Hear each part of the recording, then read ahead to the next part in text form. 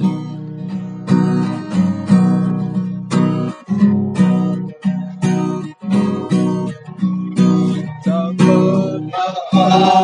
kan lengkong, cantik na aku kan lengkong, cantum na aku kan lengkong, cantik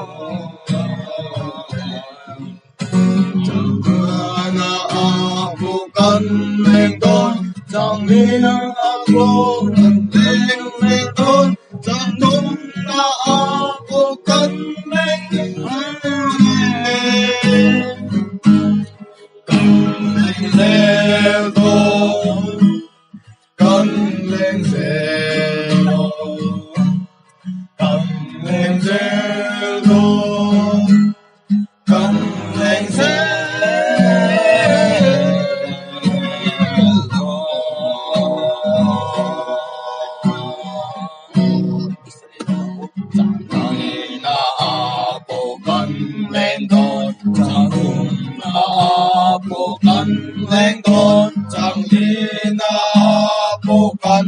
lengkong.